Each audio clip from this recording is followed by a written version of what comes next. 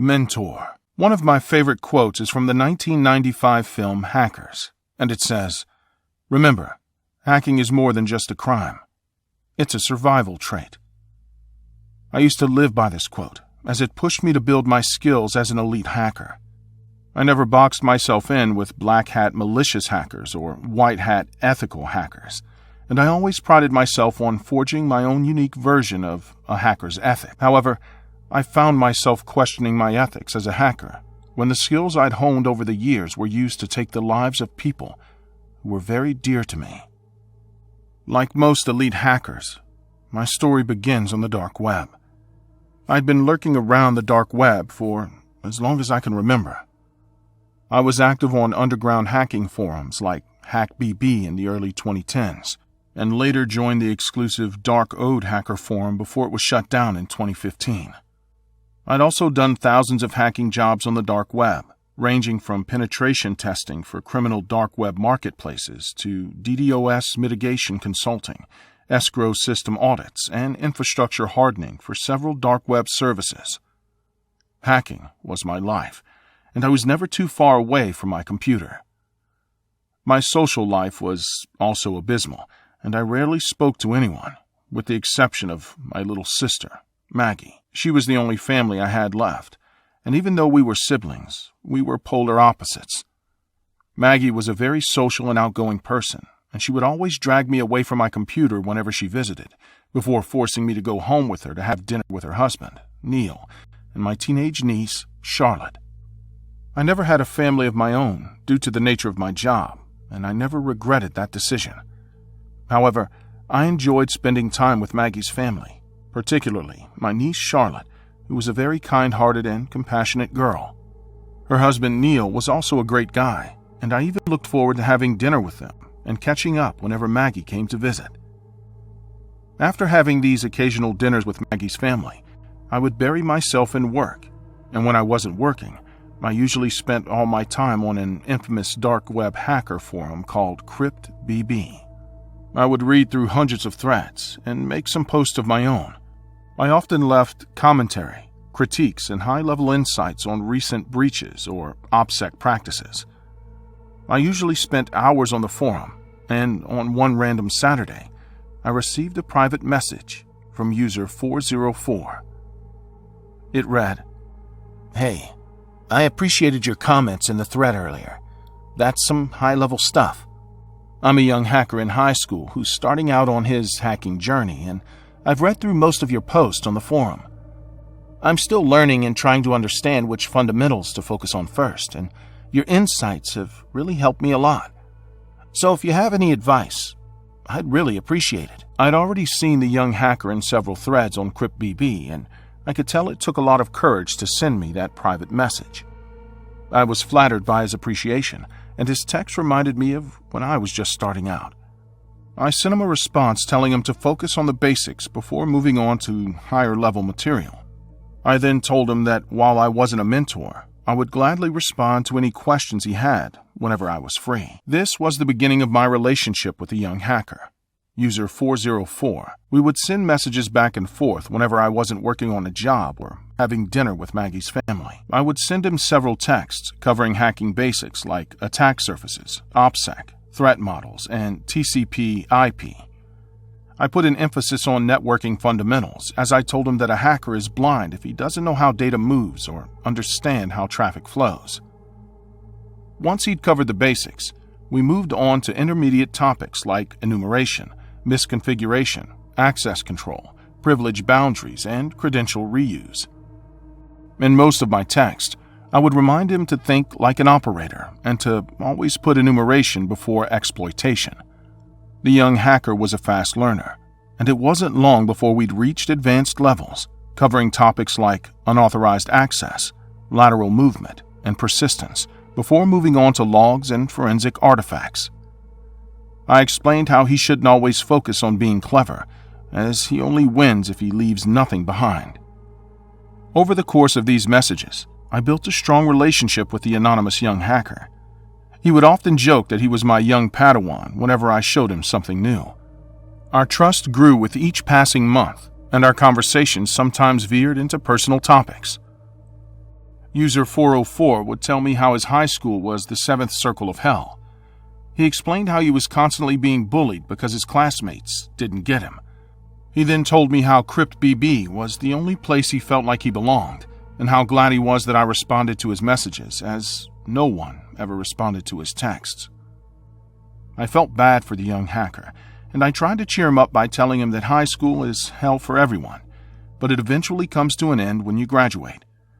I then assured him that he'd probably have a better experience in college when he found his people, and even if that didn't work out, he could always spend all his time with his PC, before joking that computers are much nicer than people. User 404 then told me that he really didn't talk about what he was going through with anyone offline, and that our messages and hacking lessons served as a good outlet for him. I was glad that I could help him vent in between lessons, and eventually, User 404 told me that even if I broke the sacred hacker's code of anonymity, he wanted me to know that his real name was Billy. I appreciated his trust, but I warned him never to reveal his name again on the dark web, as that was the one golden rule a hacker should never cross. Even with that said, Billy's honesty took our relationship to another level, and we began to talk much more freely. He would tell me everything from weird teachers at school to how hard life was at home with his single mother. He even told me about his girl problems, sending a lengthy text explaining how he'd asked out a really sweet girl at school, only to be rejected. He said it hurt him badly, and I tried my best to console him by explaining that it happens to almost everyone, and it's a scary high school rite of passage. I told him to keep his chin up and assured him that he'd probably find someone else who shared his interests in the near future. I began to look forward to Billy's text, and even though I wasn't being paid for it, I enjoyed passing on my knowledge and hearing him vent from time to time. Everything remained normal for a while, until one fateful Wednesday when I received a strange, cryptic message from Billy that read, "Today, justice was served." Confused, I responded, "What do you mean, Billy?"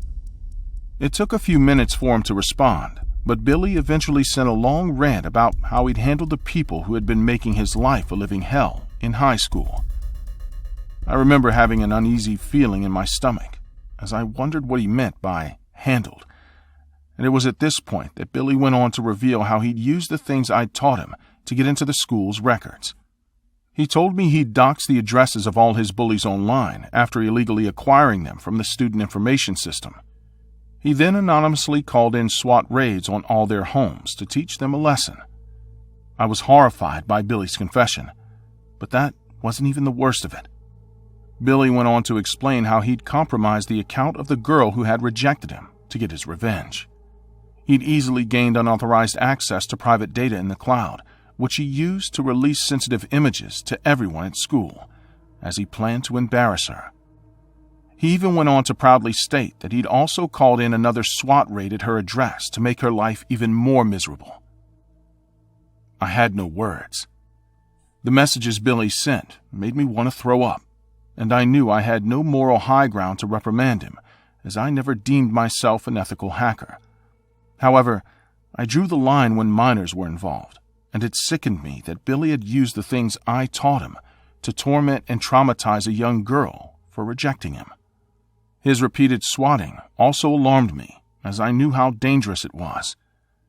I immediately reprimanded him, telling him that no one deserved to have their homes illegally raided, even if they were bullies. I told him it was illegal to access and share private photos of his classmates, and reminded him that convicted swatters could face years in prison.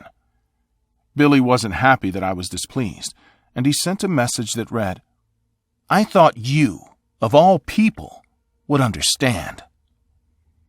I was completely infuriated at this point, and I told him that his actions disgusted me, and that I never wanted to speak with him again. Billy's account went dark a little while after my last message, and I didn't hear from him again. The regret I felt for giving him the skills he used to torment his classmates began to eat me up inside, and I hoped none of the kids or their families were hurt. However, while I didn't know it at the time, I would later receive a morbid phone call that reflected just how grave the consequences of my actions were. My phone rang at 6:18 that evening, and I picked it up to hear my little sister Maggie wailing on the other end. Through sobs, she explained how a kid at school had leaked sensitive images of my niece, Charlotte, everywhere, which led her to take her own life. The news got worse from there, as she also revealed that Neil had been shot dead when someone called in a false SWAT raid on their home. Maggie had been picking up groceries when it all happened, and she came back to find a SWAT team surrounding the house.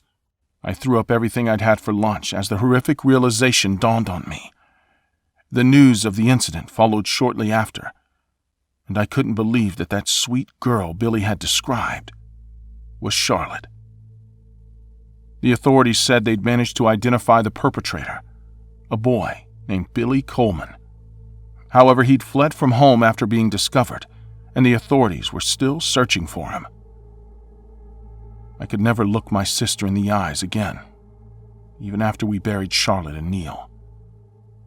The guilt I felt destroyed me inside, as I knew I'd given the skills to the person who killed my niece and my sister's husband. Maggie was never the same after their deaths.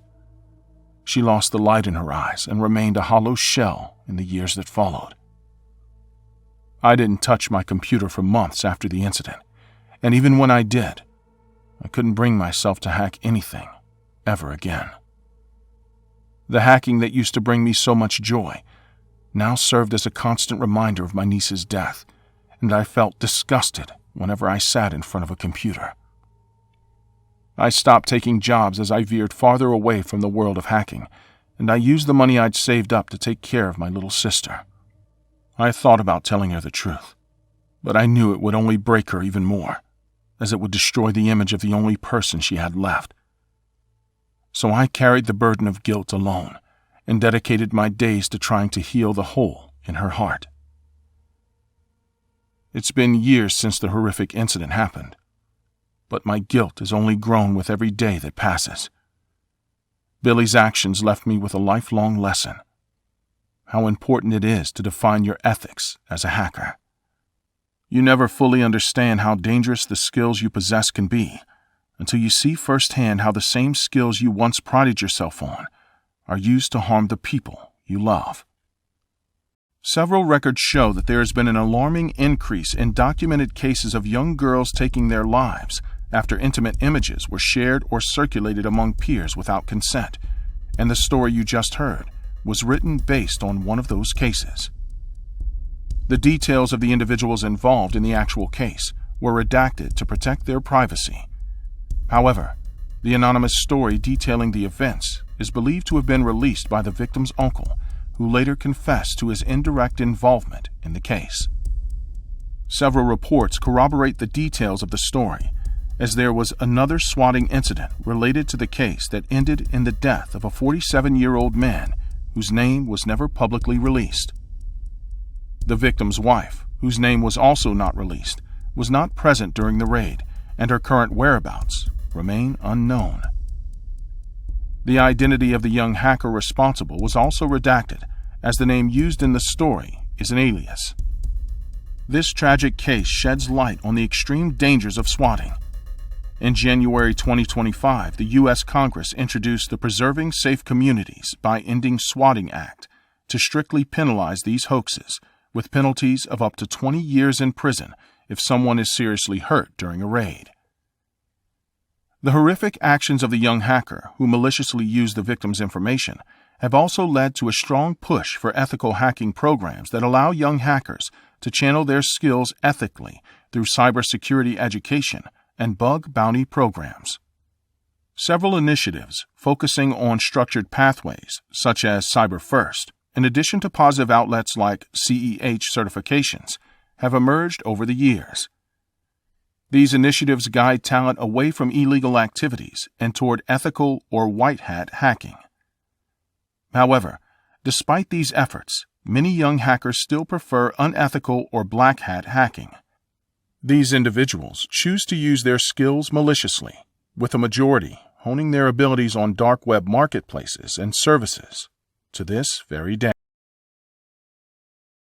I can say that I'm the only one to blame for this. It was supposed to be a one-time thing, just a quick job, nothing more. My name's Mark, and I'm a regular guy with a messy past and bad luck when it comes to women. When Sarah X started losing it, sending threats, showing up at my work, I didn't know what else to do. The cops shrugged it off, so I looked for someone else. I found her on the deep web. No face, just a name. Nix. They said she was a hacker who could handle problems nobody else would touch. I paid her to scare Sarah off. Nothing violent, just a digital warning. I thought it'd be enough to end it. It wasn't. At first, it worked. Sarah freaked out. Her phone went haywire. Emails got wiped. Social media accounts locked. But then, things got worse. Nix wouldn't leave my life. I knew it was her the moment my phone glitched, but this time it wasn't just normal hacking. The screen flickered and I saw a face. Pixelated, glitching, but it was there. She smiled at me, cold and sharp. No one else could have done that. I tried calling her, blocking her, changing numbers, but nothing worked. That was just the start. Emails with cryptic messages, my bank accounts drained, fake profiles spreading lies about me. But what scared me the most was how she always knew where I was. It didn't matter if I stayed at home or went to a cafe. She was there. I don't mean physically, but her presence was there, suffocating. One night, my laptop started typing by itself. Lines of code I didn't understand poured across the screen. And then a message appeared. Give me a chance. Let me in. It wasn't just hacking. It was something else. I was trapped. I wanted to scream, but the sound wouldn't come out. Before I can explain what happened next, imagine this. You're alone. Every device around you starts acting like it has a mind of its own. The lights flicker. The air feels electric. And in the back of your head, there's this cold presence, watching, waiting. You can't touch or see it clearly, but you know it's there, and it's not going away. One night, my smart home system locked all the doors and windows. I couldn't open anything. The thermostat dropped to freezing. My phone displayed a live feed on my own bedroom from some camera that I never installed. A voice came through the speakers. Distorted, almost inhuman. Why do you reject me? I pounded the walls, tried smashing the system. Nothing worked. The entire house felt like a cage. Then the power cut out. Darkness. Total silence. Then the screen of my phone lit up again. She was there, smiling, closer than ever. The days after were worse. She didn't just want to scare me. She wanted to ruin me. My work emails got sent to my boss with death threats. My friends started receiving strange messages from accounts that I had never created. Every aspect of my life started to fall apart. The tension was unbearable. I felt watched all the time, followed. But no one saw her. I couldn't explain it. Every device was a weapon. My phone called me at all hours of the night with the same glitching face appearing. Sometimes the screen would crack, but when I touched it, my finger bled. Not from the glass, but from nowhere. It was like she was bleeding through the screen. One night, I found a file on my computer called For You. I hesitated before opening it. Inside was a video of me sleeping. Not just from a camera in the room, but from multiple angles. Some I didn't recognize. She was inside my house without me knowing. I deleted it quickly, but the damage was done. She was everywhere. I tried to fight back. I called the cops again, but they thought I was crazy. No proof, just stories about a hacker stalking me. They told me to get help. I hired security experts, but every time they tried to trace her, their systems crashed. Devices in their office started acting up too. One by one, the people I hired gave up. The paranoia ate me alive.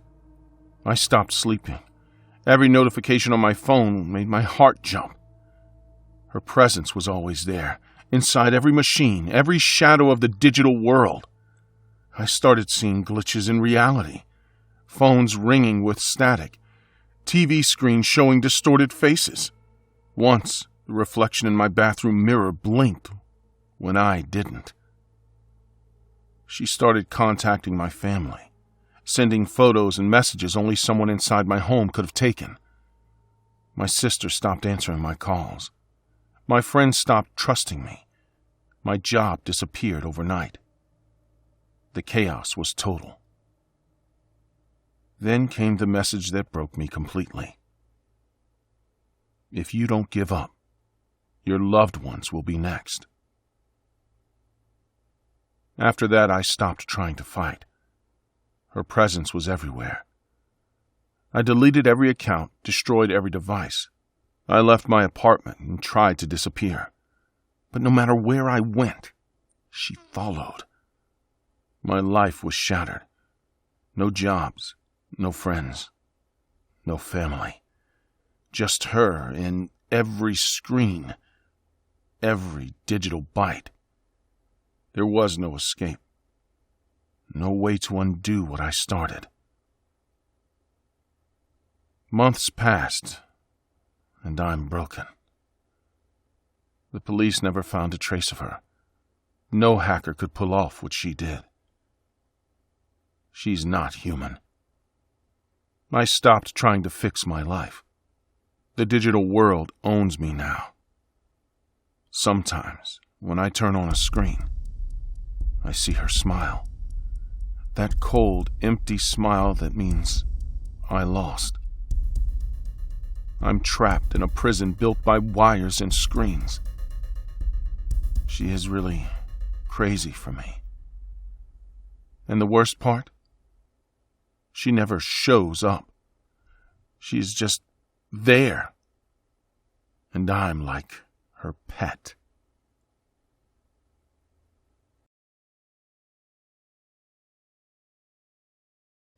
This story is inspired by verified reports of criminal activities linked to the dark web. Certain characters, names, and scenes have been dramatized for storytelling purposes. Viewer discretion is strongly advised, as the events depicted involve disturbing and mature themes related to online crime and exploitation. They always tell you to be careful on the internet. Don't talk to strangers. Don't share your personal details.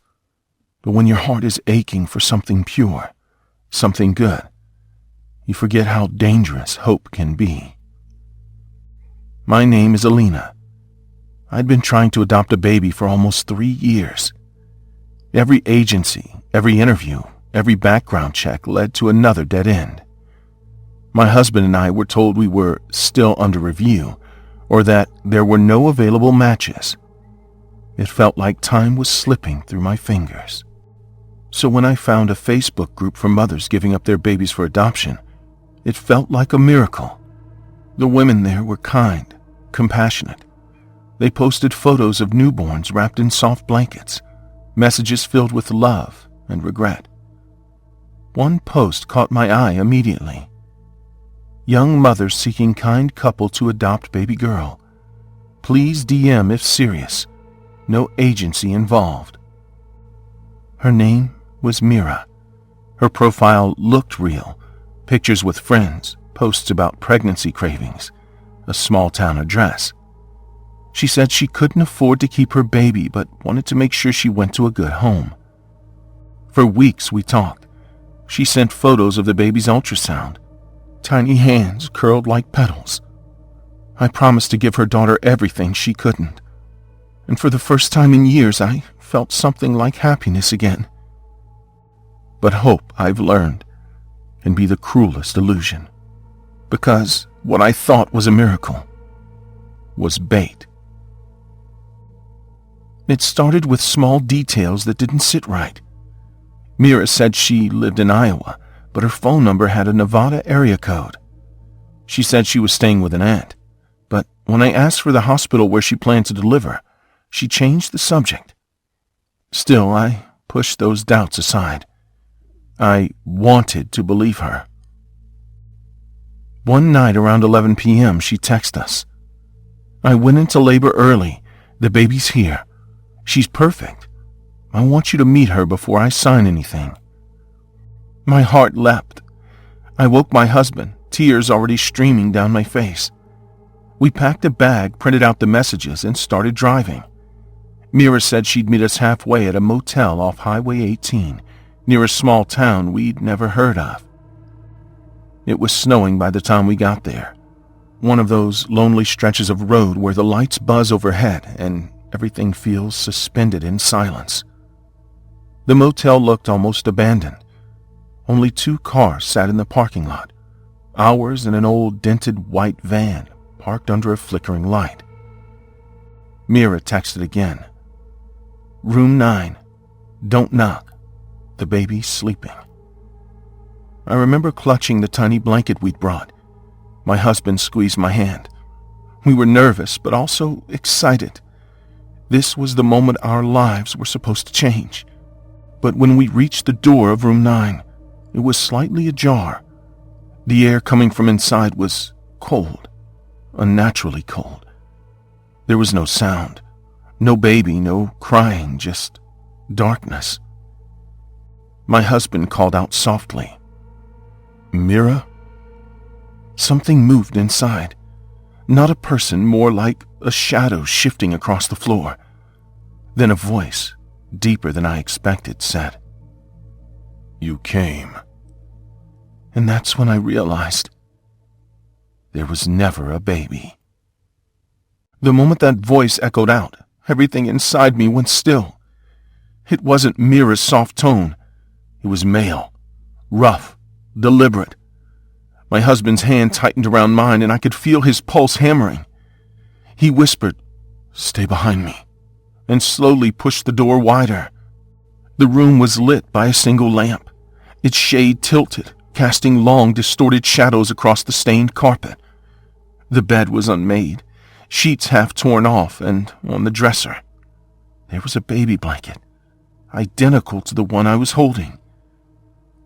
That's when my stomach dropped. He'd known. Whoever this was, he knew everything. My husband called again, "Mira?" and stepped in. The door creaked as it swung open behind us, and before I could say a word, it slammed shut with a violent crack. The lock clicked. Then came footsteps from behind the bathroom door. He slowly emerged, mid-40s, wearing a dark hoodie. His eyes were hollow, but focused like he was studying us, enjoying the fear unraveling across our faces. "You shouldn't have come," he said, voice calm, almost amused. "But you were desperate enough to, weren't you?"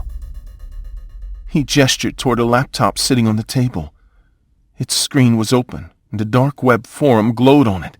Post after post titled "Infant Exchange, Verified Buyers Only."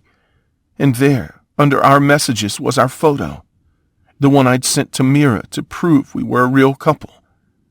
It was captioned, "Confirmed. They'll drive anywhere." I felt my throat tighten. He'd been watching us, tracking us for weeks. Every message, every video call, every piece of hope we'd clung to had been a setup. Then he smiled faintly and said, "The baby was never real. But you two, you're worth something." My knees nearly gave out. My husband tried to step forward to shield me, but the man pulled a knife from his hoodie pocket, glinting under the lamplight. "Sit," he ordered. I remembered the sound of my own heartbeat, the hum of that motel light, the smell of metal and dust. Somewhere outside, a truck passed by, its headlights sweeping across the thin curtains for a second, and that was enough. My husband lunged. The next moments blurred. The crash of furniture, my scream, the blade slicing air. I ran for the door, hitting it hard, twisting the knob till it cracked. My husband yelled something I couldn't make out, and I stumbled into the night, barefoot, snow soaking my socks. When I turned back, the man was gone. So was my husband. I don't remember how long I ran. The road blurred into a tunnel of white and shadow, every sound behind me feeling too loose. My hand shook so badly I dropped my phone twice before the screen finally lit up. I called 911, voice barely steady enough to speak. When the patrol car's headlights cut through the fog, I collapsed. They found me crouched on the side of the highway, barefoot, crying and clutching that tiny blanket, the one that had lured us there. I kept repeating my husband's name, but I already knew deep down. Something in me knew he wasn't coming back. The police searched that motel for hours. Room 9 was empty. No man, no blood, no sign of my husband. But the laptop, the one on the desk, was still there.